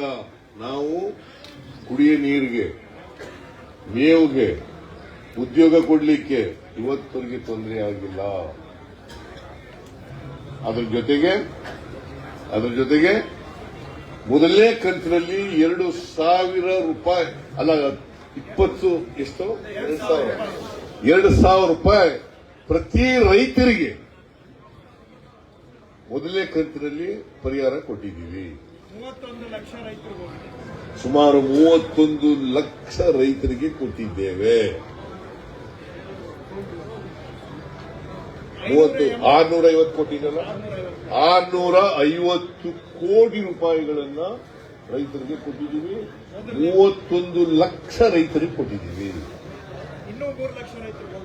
ಇನ್ನೂ ಕೊಡ್ತೀವಿ. NDRF ಹಣ ಬಂದ ಮೇಲೆ ಕೊಡ್ತೀವಿ. ಪುನಃ NDRF ಹಣ ಬರಬೇಕಲ್ಲ, ಅದು ಅವ್ರ ಮನೆಯಿಂದ ಕೊಡೋದಲ್ಲ, ನಮ್ ದುಡ್ಡು, ನಮ್ಮ ಕರ್ನಾಟಕದಿಂದ ಕಲೆಕ್ಟ್ ಆಗಿರ್ತಕ್ಕಂಥ ತೆರಿಗೆ. SDRF ಮತ್ತೆ NDRF ಅಂತ ಇರ್ತದೆ. SDRF ನಲ್ಲಿ 75% ಗವರ್ಮೆಂಟ್ ಆಫ್ ಇಂಡಿಯಾ ಕೊಡ್ತದೆ, 25% ಸ್ಟೇಟ್ ಗವರ್ಮೆಂಟ್ ಶೇರ್ ಕೊಡ್ತದೆ. NDRF ನಲ್ಲಿ ಈ ತರ ಪ್ರವಾಹ ಬಂದಾಗ ಮತ್ತೆ ಬರಗಾಲ ಬಂದಾಗ ಬೇರೆ ಆಪತ್ತುಗಳು ಬಂದಾಗ ಖರ್ಚು ಮಾಡಲಿಕ್ಕೆ ಇರ್ತಕ್ಕಂಥ ಹಣ ಅದು NDRF, national disaster response fund.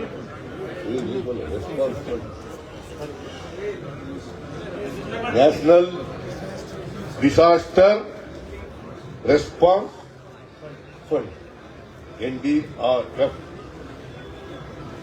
SDRF, state disaster response fund. So ನಾವು ಅದರಲ್ಲಿ ಈಗ SDRF ಫಂಡ್ ನಲ್ಲಿ ಎಲ್ಲ ಡಿಸಿಗಳ ಹತ್ರ 800 ಕೋಟಿ ರೂಪಾಯಿ, ಎಷ್ಟಪ್ಪ, 870 ಕೋಟಿ ರೂಪಾಯಿಗಳು ಅವರ PD ಅಕೌಂಟ್ ನಲ್ಲಿದೆ. ಕುಡಿಯೋ ನೀರು ಕೊಡ್ಲಿಕ್ಕೆ, ಮೇವು ಕೊಡ್ಲಿಕ್ಕೆ, ಇದಕ್ಕೋಸ್ಕರ 870 ಕೋಟಿ ರೂಪಾಯಿ. ಸೊ ಬರಗಾಲವನ್ನ ಬಹಳ ಸಮರ್ಥವಾಗಿ ಕರ್ನಾಟಕ ಸರ್ಕಾರ ಎದುರಿಸಿದೆ. ನಾವು we are waiting for release of NDRF fund to Karnataka because we are facing severe drought in Karnataka. ಕೊಟ್ಟಿಲ್ಲ ಇವತ್ತವರಿಗೆ, ಅದು ಕೊಡಿಸ್ರಿ mister Yediyurappa, mister Basavaraj Bommai and 26-27 ಜನ MP ಗಳು ಈಗ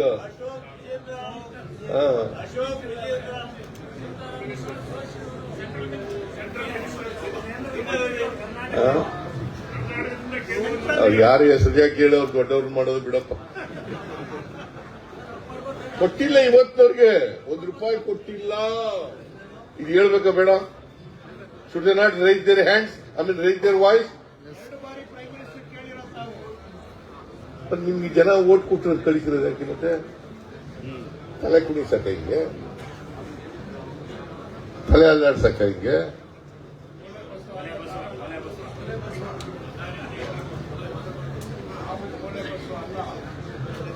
ಇವ್ರಿಗೆ ಏನಾಗಿದೆ ಅಂತಂದ್ರೆ, ಈಗ ಹೇಳಿದ್ರು ಕೋಪ ಇವರಿಗೆ. ನರೇಂದ್ರ ಮೋದಿ ಹತ್ರ ನಿಂತ್ಕೊಂಡು ಮಾತಾಡಕ್ಕೆ ಬಾಯಿ ಇಲ್ಲ ಇವ್ರ ಹತ್ರ. ಪಾರ್ಲಿಮೆಂಟ್ ನಲ್ಲಿ ಬಾಯಿ ಬಿಡಕ್ಕೆ ಬಾಯಿ ಇಲ್ಲ ಇವರು. ಇದು ಪೊಸಿಷನ್. ಇವರು ಅವರು ಹೇಳಿದ್ರು ಅಂತ ಹೇಳಿ ಪ್ರತಿಭಟನೆ ಮಾಡಕ್ ಶುರು ಮಾಡಿದ್ದಾರೆ. ನಾವು ಪ್ರತಿಭಟನೆ ಮಾಡ್ತಾ ಇದೀವಲ್ಲ, ನಾವು ಮಾಡಕ್ ಆದ್ಮೇಲೆ ಅದಕ್ಕೆ ಕೌಂಟರ್ ಪ್ರತಿಭಟನೆ ಮಾಡಿದ್ವಿ. But the people of Karnataka could understand the design of BJP people. ಅವರ ಕುತಂತ್ರ, ಅವರ ಜನವಿರೋಧಿ ನೀತಿ, ಅವರ ದ್ರೋಹ ಕರ್ನಾಟಕದ ಜನ ಅರ್ಥ ಮಾಡ್ಕೊಳ್ತಕ್ಕಂಥ ಶಕ್ತಿ ಇದೆ. ಇದು ಒಂದಾಯ್ತಾ? ಇನ್ನೊಂದು, ಈ ಮಹದಾಯಿ ಯೋಜನೆ, ಅಪ್ಪರ್ ಭದ್ರಾ ಯೋಜನೆ ಇದೆಯಲ್ಲ, ಅಪ್ಪರ್ ಭದ್ರಾ ಯೋಜನೆ, ನೀರಾವರಿ ಯೋಜನೆ. ಈ ನೀರಾವರಿ ಯೋಜನೆಗೆ ನಾವು ಹೇಳಿದ್ದಲ್ಲ, ನಿರ್ಮಲಾ ಸೀತಾರಾಮನ್ ಅವರೇ 23-24 ಬಜೆಟ್ ನಲ್ಲಿ, ಅವರು ಬಜೆಟ್ ನಲ್ಲಿ ಹೇಳಿದ್ದಾರೆ ಕರ್ನಾಟಕಕ್ಕೆ. ಇವರು DK ಶಿವಕುಮಾರ್ ಓದಿ ಹೇಳಿದ್ರು ಅವ್ರ ಬಜೆಟ್ ಸ್ಪೀಚ್ ಓದಿ ಹೇಳಿದ್ರು. ಅವರೇ ಹೇಳಿದ್ದು 5,300 ಕೋಟಿ ರೂಪಾಯಿ ಕರ್ನಾಟಕಕ್ಕೆ ಕೊಡುತ್ತೇವೆ. ಅಪ್ಪರ್ ಭದ್ರಾ ಯೋಜನೆಗೆ 5,300 ಕೋಟಿ ರೂಪಾಯಿ ಕೊಡುತ್ತೇವೆ ಅಂತ ನಿರ್ಮಲಾ ಸೀತಾರಾಮನ್ ಅವರು ಬಜೆಟ್ ಸ್ಪೀಚ್ ನಲ್ಲಿ ಹೇಳಿರೋದು. ಎಲ್ಲೋ ಆಶ್ವಾಸನೆ ಕೊಟ್ಟಿರೋದಲ್ಲ, ಬಜೆಟ್ ಸ್ಪೀಚ್ ನಲ್ಲಿ ಹೇಳಿರೋದು. ಬಸವರಾಜ ಬೊಮ್ಮಾಯಿ ಅವರು 23-24 ಬಜೆಟ್ ಮಂಡಿಸುವಾಗ 5,300 ಕೋಟಿ ಅಪ್ಪರ್ ಭದ್ರಾ ಯೋಜನೆಗೆ ಕೊಡ್ತೇವೆ, ಜೊತೆಗೆ ಅಪ್ಪರ್ ಭದ್ರಾ ಯೋಜನೆಯನ್ನ ರಾಷ್ಟ್ರೀಯ ಯೋಜನೆ ಅಂತೇಳಿ ಘೋಷಣೆ ಮಾಡ್ತೇವೆ. ಮಾತಾಡಿರ್ಬೇಕಲ್ಲ ಬಸವರಾಜ ಬೊಮ್ಮಾಯಿ, ನಿರ್ಮಲಾ ಸೀತಾರಾಮನ್ ಜೊತೆಲಿ, ಅಥವಾ ಮೊರಾರ್ಜಿ ಇಂಥವರು ನರೇಂದ್ರ ಮೋದಿ ಅವ್ರ ಜೊತೆ ಮಾತಾಡಿರ್ಬೇಕಲ್ಲ. ಮಾತಾಡದೆ ಹೇಳಕ್ಕಾಗತ್ತಾ? ಇಷ್ಟೆಲ್ಲ ಬಜೆಟ್ ನಲ್ಲಿ ಹೇಳಿದ್ರೂ ಕೂಡ ಇವತ್ತಿನವರೆಗೆ ₹1 ಬಿಡುಗಡೆ ಆಗಿಲ್ಲ.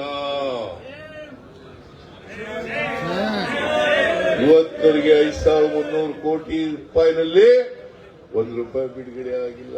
ಆದ್ರೆ ಬಿಜೆಪಿ ಹೇಳಿದ್ರು ನಾವ್ ಯಾವ್ದು ದುಡ್ಡು ಕೊಡಬೇಕಾಗಿಲ್ಲ, ಮತ್ತೆ ಈಗ 5,300 ಕೋಟಿ ಯಾಕಪ್ಪ ಕೊಡ್ಲಿಲ್ಲ?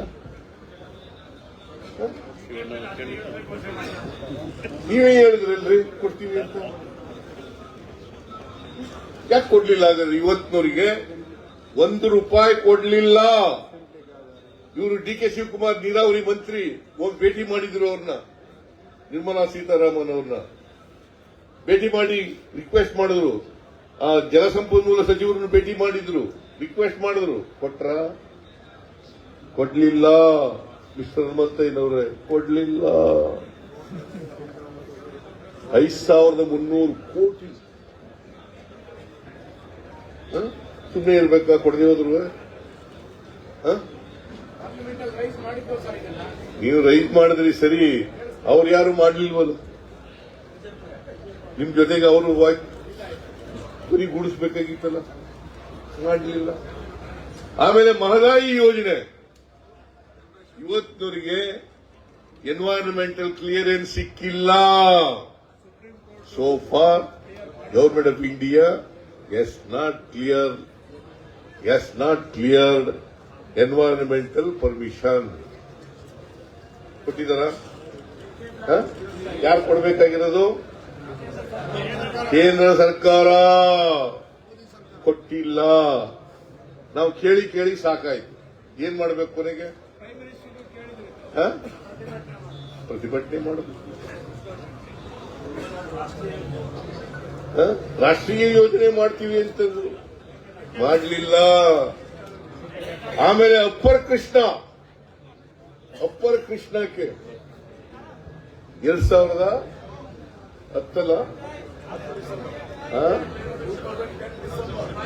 2010 ಡಿಸೆಂಬರ್ ಅವಾರ್ಡ್ ಆಯ್ತು.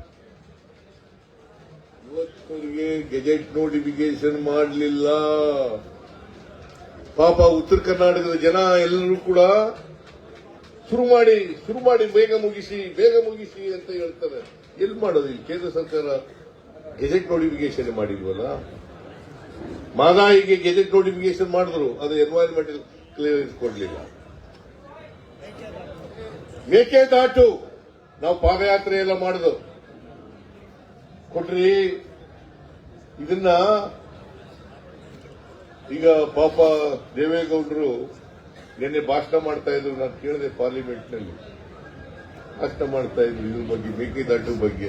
ಕೊಡ್ರಿ, ಕುಡಿಯ ನೀರು ಯೋಜನೆ ಕೊಡ್ರಿ, ಬೆಂಗಳೂರು ಸುತ್ತಮುತ್ತ ಹಳ್ಳಿಗಳಿಗೆ ಎಲ್ಲ ಕುಡಿಯ ನೀರು ಕೊಡಬೇಕು ಕೊಡ್ರಿ ಅಂತ. ಈಗ ಅವ್ರನ್ನೇ ನರೇಂದ್ರ ಮೋದಿ ಅವರು ಹೊಗಳ್ತಾರಲ್ಲ, ಕೊಡಿಸ್ಲಿ ಪಾಪ, ಕೊಡಿಸ್ಲಿ. ಬರೀ ಭಾಷಣ ಮಾಡ್ಬಿಡ್ತಾರೆ. ಅವ್ರು ಏನ್ ಹೇಳಿದ್ರು ಗೊತ್ತಾ? ಪ್ರಧಾನಮಂತ್ರಿಗಳನ್ನು ಭೇಟಿ ಮಾಡಿದ್ದೆ, ಪ್ರಧಾನಮಂತ್ರಿಗಳು ನನಗೆ ತೋರಿಸಿದಂತ ಪ್ರೀತಿ ವಿಶ್ವಾಸ ಯಾವ ಪ್ರೈಮ್ ಮಿನಿಸ್ಟರ್ ತೋರಿಸಿದ್ರು. ಯಾರು ಹೇಳಿದ್ದು ಇದನ್ನ? Mister H D Deve Gowda, former prime minister of this country.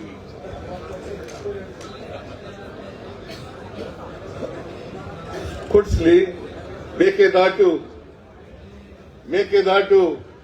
ಇದು balancing reservoir. In fact the advocate appeared for Tamil Nadu. Himself said it ಅದು ಮೇಕೆದಾಟು ಮಾಡ್ರಿ ಅಂತ. ಬ್ಯಾಲೆನ್ಸಿಂಗ್ ರಿಸರ್ವಾಯರ್ ಮಾಡಿ ಅಲ್ಲಿ 67 TMC ನೀರನ್ನ ಶೇಖರಣೆ ಮಾಡ್ಕೊಂಡಾಗುತ್ತೆ. ತಮಿಳುನಾಡಿಗೂ ಅನುಕೂಲ ಆಗುತ್ತೆ, ಕರ್ನಾಟಕಕ್ಕೂ ಅನುಕೂಲ ಆಗ್ತದೆ ಅಂತ ಹೇಳಿದ್ರು. ವಿದ್ಯುತ್ ಶಕ್ತಿ ತಯಾರು ಕೂಡ ಮಾಡ್ಲಿಕ್ಕೆ ಸಾಧ್ಯ ಆಗ್ತದೆ ಅಂತ ಹೇಳಿದ್ರು. ಆದ್ರೆ ಇವತ್ತವರಿಗೆ ಪರ್ಮಿಷನ್ ಕೊಡ್ಲಿಲ್ಲ.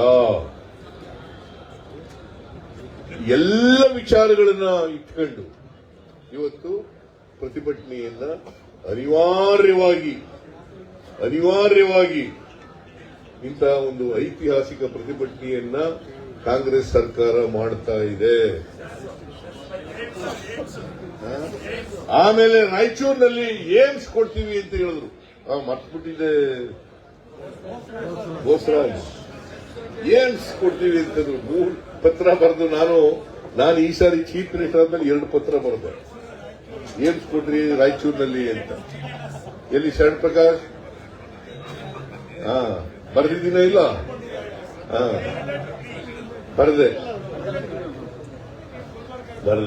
ಬರಲಿಲ್ಲ. ಅನೇಕ ಲೆಟರ್ಗಳು ಬರದೆ ನಾನು.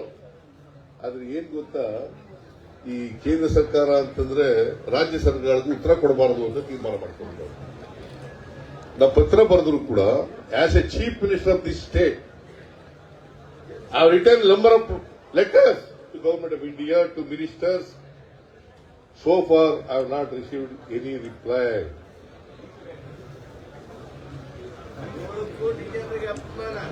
ಅದು ಸ್ಟೆಪ್ ಮದಲ್ಲಿ ಆಟಿಟ್ಯೂಡ್ ಇಲ್ವಾ? ತಿರಸ್ಕಾರ ಮನೋಭಾವನ ಇಲ್ವಾ? ಇದು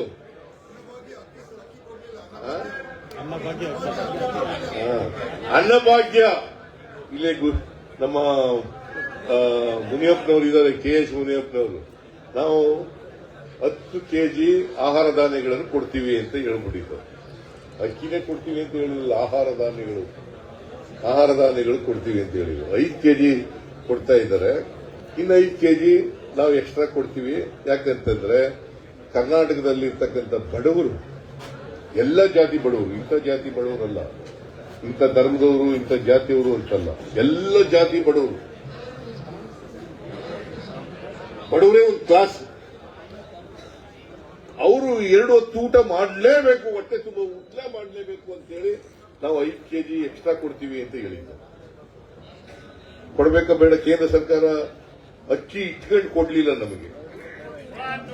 ಇವರು ಹೋಗಿ ಭೇಟಿ ಮಾಡಿದ್ರು KS ಮುನಿಯಪ್ಪನವರು. ದುಡ್ಡು ಕೊಡ್ತೀವಿ, ಫ್ರೀಯಾಗಿ ಕೊಡ್ಬೇಡ್ರಿ, 1 kgಗೆ 34 ರೂಪಾಯಿ ಕೊಡ್ತೀವಿ, ಕೊಡ್ರಿ ನಮ್ಗೆ ಅಕ್ಕಿನ ಅಂತಂದ್ರೆ ಕೊಡ್ಲಿಲ್ಲ. ರಾಜಕೀಯ ಮಾಡ್ಬಿಟ್ರು. ಆದ್ರೂ ನಾವು ಸುಮ್ಮನಾಗ್ಲಿಲ್ಲ. 170 ರೂಪಾಯಿ ಪ್ರತಿಯೊಬ್ಬರಿಗೆ ಪ್ರತಿ ತಿಂಗಳು 170 ರೂಪಾಯಿ ಕೊಡ್ತಾ ಇದ್ವಿ. ನಾವು ಎಲ್ಲಿ ತಪ್ಪು ಮಾಡಿದೀವಿ? ಆಮೇಲೆ ಈ ಇವರು ಬಿಜೆಪಿ ಅವರು ಏನ್ ಹೇಳ್ತಾರೆ, ಬಿಟ್ಟಿ ಭಾಗ್ಯಗಳು. ಏನಂದ್ರೆ ಬಿಟ್ಟಿ ಭಾಗ್ಯಗಳು ಅಂದ್ರೆ 2,000 ರೂಪಾಯಿ ಕೊಡೋದು ಬಿಟ್ಟಿ ಭಾಗ್ಯನ? ಬಡವರಿಗೆ ಫ್ರೀಯಾಗಿ ಬಸ್ನಲ್ಲಿ ಹೋಗ್ರಿ, ಉಳಿದ ದುಡ್ಡನ್ನ ಬೇರೆ ಬಾಬ್ಗಳಿಗೆ ಖರ್ಚು ಮಾಡ್ಕೊಂಡ್ರಿ ಅಂದ್ರೆ ಬಿಟ್ಟಿ ಭಾಗ್ಯನ? ಹೊಟ್ಟೆ ತುಂಬ ಊಟ ಮಾಡಿ ಅನ್ನೋದು ಬಿಟ್ಟಿ ಭಾಗ್ಯನ? ವಿದ್ಯುತ್ ಶಕ್ತಿ ಫ್ರೀಯಾಗಿ ಕೊಡ್ತೀವಿ ಅಂತಂದ್ರೆ ಬಿಟ್ಟಿ ಭಾಗ್ಯನ? ಯುವಕರಿಗೆ 2 ವರ್ಷ ಕೆಲಸ ಇಲ್ಲದವರಿಗೆ, ನಿರುದ್ಯೋಗಿಗಳಿಗೆ ತಿಂಗಳು 3,000 ರೂಪಾಯಿ ಕೊಡ್ತೀವಿ ಅಂತಂದ್ರೆ ಬಿಟ್ಟಿ ಭಾಗ್ಯನ? ನೋಡಿ ಹೆಂಗೆ ಎಷ್ಟು ಲಘುವಾಗಿ ಮಾತಾಡ್ತಾರೆ, ಎಷ್ಟು ತುಚ್ಛವಾಗಿ ಮಾತಾಡ್ತಾರೆ. ಇವರಿಗೆ ಪಾಠ ಕಲಿಸ್ಬೇಕಾ ಬೇಡ? ಈ ರಾಜ್ಯದ ಜನ ಬುದ್ಧಿ ಕಲಿಸ್ಬೇಕಾ ಬೇಡ?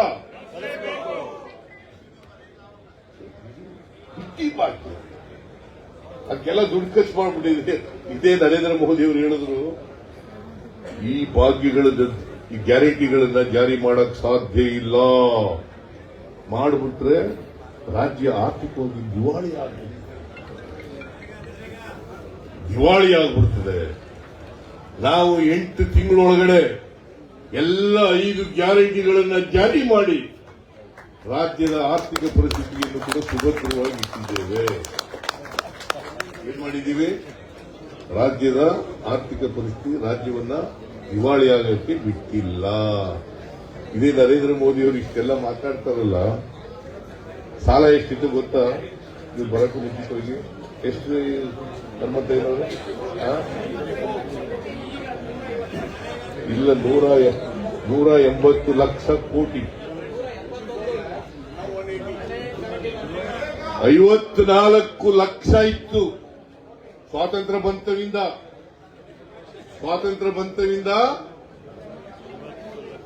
ಎಷ್ಟು ಲಕ್ಷ ಇತ್ತು? 54 ಲಕ್ಷ. ಟುಡೇ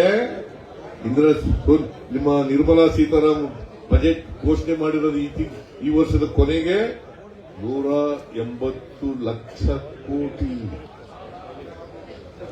180 ಲಕ್ಷ ಕೋಟಿ ಅಂತಂದ್ರೆ ಇವ್ರು ಬಂದ ಮೇಲೆ 10 ವರ್ಷದಲ್ಲಿ ಎಷ್ಟು ಸಾಲ ಮಾಡಿದ್ರು? 54 ಮೈನಸ್ 180 ಎಷ್ಟಾಯ್ತು? 126 ಎಷ್ಟು? ಸುಮಾರು 130 ಲಕ್ಷ ಕೋಟಿ ಸಾಲವನ್ನ ಮಿಸ್ಟರ್ ನರೇಂದ್ರ ಮೋದಿ ಮಾಡಿದ್ದಾರೆ. ದಿವಾಳಿಯಾಗಿರೋದು ಕರ್ನಾಟಕದ ಇಂಡಿಯಾ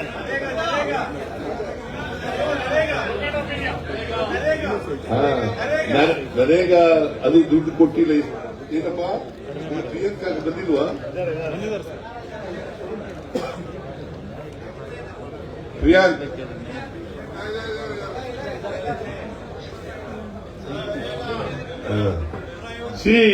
ಈ ತರ ಇಷ್ಟೊಂದು ಅನ್ಯಾಯ ಅನೇಕ ವಿಧಗಳು ಎಲ್ಲನೂ ಹೇಳಕ್ ಹೋಗಲ್ಲ. ಅನ್ಯಾಯ ಆಗಿರೋದೆಲ್ಲ ಬೇಜಾರಾಗಿ ಹೇಳಿದ್ದೀನಿ ಅಷ್ಟೇ. ಆಮೇಲೆ ಈ ಸೆಸ್ ಮತ್ತು ಸರ್ಚಾರ್ಜ್ ಅಂತ ಹಾಕ್ತಾರೆ. ಸೆಸ್ ಮತ್ತು ಸರ್ಚಾರ್ಜ್ ನರೇಂದ್ರ ಮೋದಿ ಅವರು ಬರೋದಕ್ಕಿಂತ ಮುಂಚಿತವಾಗಿ ಸೆಸ್ಸು ಸರ್ಚಾರ್ಜ್ 1,40,000 ಕೋಟಿ ಎಷ್ಟಿತ್ತು? 1,40,000 ಕೋಟಿ. 23-24ಕ್ಕೆ ಸೆಸ್ಸು ಸರ್ಚಾರ್ಜು 5,52,000 ಕೋಟಿ. 5,52,000.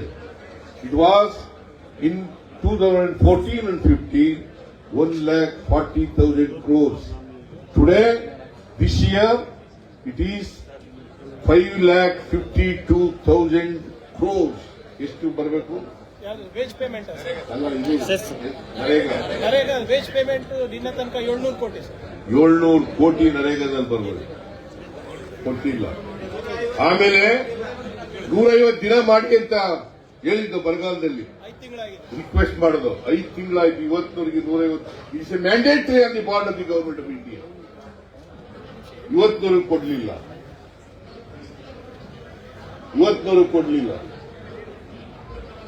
ಬರಗಾಲ ಇದು should we not call it as a stepmotherly attitude Yes, sir. meted out by government of India to Karnataka?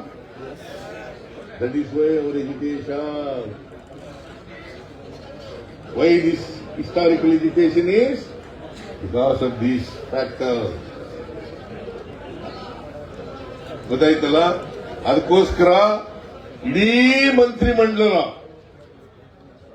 ಎಲ್ಲ ಶಾಸಕರು, ಎಲ್ಲ ಸಂಸತ್ ಸದಸ್ಯರು ಇವತ್ತು ಜಂತರ್ ಮಂತರ್ನಲ್ಲಿ ಪ್ರತಿಭಟನೆಯನ್ನ ಮಾಡಿದ್ದೇವೆ. ಕೇಂದ್ರ ಸರ್ಕಾರದ ಗಮನವನ್ನು ಸೆಳೆದಿದ್ದೇವೆ.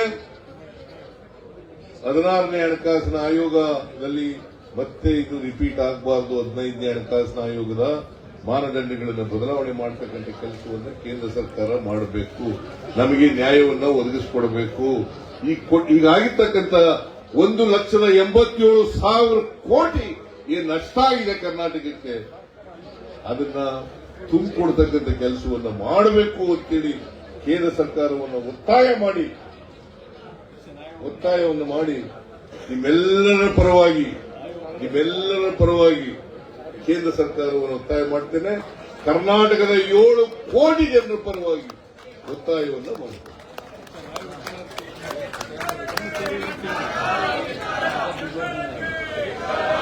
I hope that I have clarified myself on all aspects.